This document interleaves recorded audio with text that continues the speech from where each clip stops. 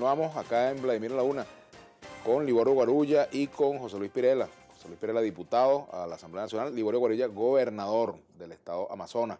Nuestro hashtag Vladimir en la Una, para que escriba sus comentarios. Por aquí te dice Marta González, Liborio, aquí en la Amazonas los docentes estamos bravos con Liborio, no ha pagado el bono vacacional. Bueno, ciertamente no lo hemos pagado porque este año se ha estado discutiendo el contrato colectivo y sin embargo se ha parado. A principios de año nosotros hicimos un aumento vía decreto de un 32% y aspirábamos pues que antes de las vacaciones colectivas de los educadores pues estuviera listo el contrato colectivo. Lamentablemente no ha sido así por intransigencia de algunos sindicalistas, pero la idea es pagarle pues el bono vacacional con un aumento, así que nosotros decidimos hacerle un aumento de un 80% adicional, que vendría a ser el 112%, y esto permite pues que yo aspiro esta semana a pagarle el bono vacacional porque todos lo están esperando realmente. Ok, bueno, buena noticia para los maestros allá del estado Amazonas. Bueno, es una buena retratada con los maestros, ¿oíste? Sí, señor. Fíjate, hay un tema que por supuesto está en el tapete y no podemos dejar de lado, el de los diputados de Amazonas, que son Nirma Guarulla, Julio Garza y Rommel Guzmán, que son los tres del partido al cual ustedes pertenecen, al Movimiento Progresista de Venezuela, ¿es así, no? Sí. Los tres son militantes de... Sí, además esos son los tres de Amazonas. Los tres de Amazonas. El otro diputado fue importado o impuesto por Amazonas, pero él no ha reclamado ese derecho porque realmente no representa a nuestro pueblo. Es Miguel Rodríguez. Que es del PSV. Sí.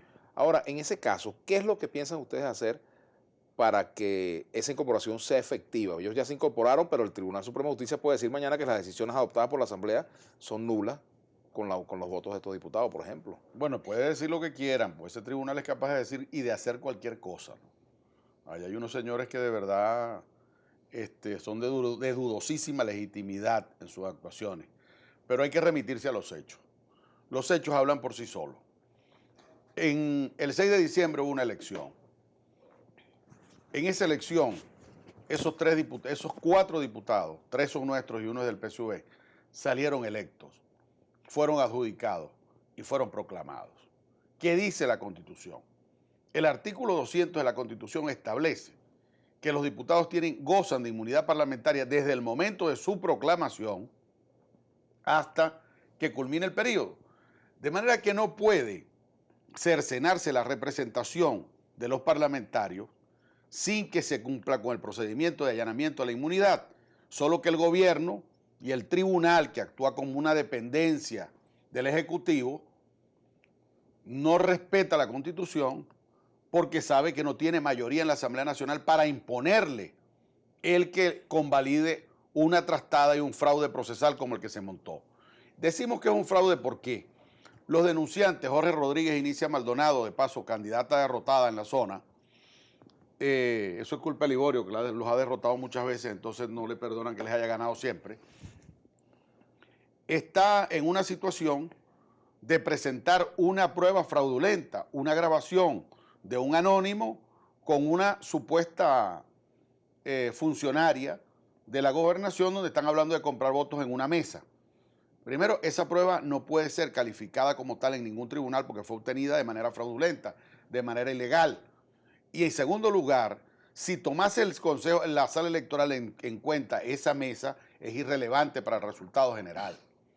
Entonces la sala lo que hizo fue darle curso a una emboscada montada por Jorge Rodríguez desde el 5 de diciembre, pero muy mal montada porque ya los diputados estaban proclamados, con lo cual es irrita la actuación del tribunal. Y frente a eso, Walter Márquez y yo acudimos a la Fiscalía General de la República a solicitar una investigación contra los magistrados de esa sala electoral por error, por una falta inexcusable que no prescribe y que ellos hoy pueden estar felices allí fraguando maldades, pero cuando este país cambie, esos señores los vamos a sentar en el banquillo. Ahora, el CNE no tiene facultad para desproclamar a un diputado, por ejemplo, si hay dudas con respecto a su elección. No, hasta ahora. ¿Pero cómo lo desproclaman? En la historia que nosotros conocemos, porque recuerda, yo tengo más de 30 años metido en la política y bueno, se han producido muchos recursos sobre fraude en el estado Amazonas.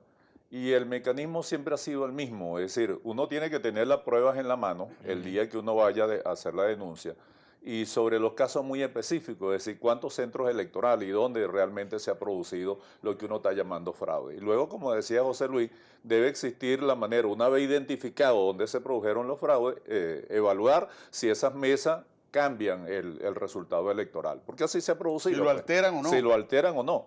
Pero en este caso, sencillamente, los diputados, como siempre pasa, tienen que incorporarse y luego el juicio sigue. Si el día de mañana, como ha transcurrido 7 meses, se define que efectivamente hubo un fraude y que ese fraude incide en el resultado electoral, entonces, bueno, vamos a convocar Ahora, esta nuevas funcionaria, elecciones. ¿cuál es el estado de ella? ¿Dónde se encuentra esa funcionaria a la que le atribuyen el haber... No, es que hay que destacar primero que nada que lo que decía José Luis, aquí hay un delito que se llama simulación de hecho punible, porque en el audio que se toma para esto se dice que una obrera es la secretaria general de gobierno. Ya hay una pequeña confusión que es como decir, no era José Luis Pirela, sino Vladimir. Pues. Confundir al barredor del canal con el director. Claro, entonces esa situación hace que, bueno, ya de por sí eso no pueda proceder de esa manera.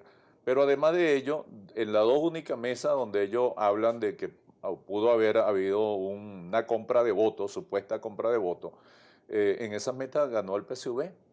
Entonces, cuando la gente hace fraude, no lo hace para comprar perder. los votos al revés. Claro, o compra los votos al revés. Entonces, más bien deberían estar agradecidos porque son una de las pocas mesas que el PSV ganó. Pero fíjate, aquí dice Ciudadano Jaime, debes colocarle a Guarulla el audio donde ratifica las pruebas de pagar por los votos. Ponle el audio para los televidentes. Yo jamás, bueno, para eso, si yo hubiese estado en alguno de esos audios, ya estuviera preso en este régimen. Eso lo saben. El gobierno ha tratado por todos los mecanismos de inhabilitar a la oposición, no de ahorita, sino en los años anteriores. Hay que recordar cuántos diputados quedaron sin inmunidad y fuera de la Asamblea Nacional en los 5 años pasados. Solamente en esta, la Asamblea, la Junta Directiva no ha inhabilitado a ningún diputado. Pero hay que recordar también la persecución contra gobernadores de oposición, el caso de Rosales, el caso de Manuic, bueno, toda la situación que se ha generado María en este Corina, régimen. la Asamblea, Bueno, etcétera. exactamente. Entonces es una situación de verdad de persecución, pero además de discriminación. El caso de Amazonas es emblemático porque son los indios quienes de alguna manera pretenden desaparecer. Pues hay que tomar en cuenta lo siguiente. Después de 7 meses, finalmente el CNE emitió un comunicado para decir que nunca habían proclamado y nunca totalizaron y nunca proclamaron. Pero eso es un delito, Ligorio, claro, perdóname. Yo quiero que Es un profundicemos sobre ese delito tema de porque- regreso, porque es un delito que yo no haga la pausa. Me van a sancionar aquí mi productora. Tenemos que hacer la pausa y ya continuaremos conversando con Ligorio Guarulla y José Luis Pirela.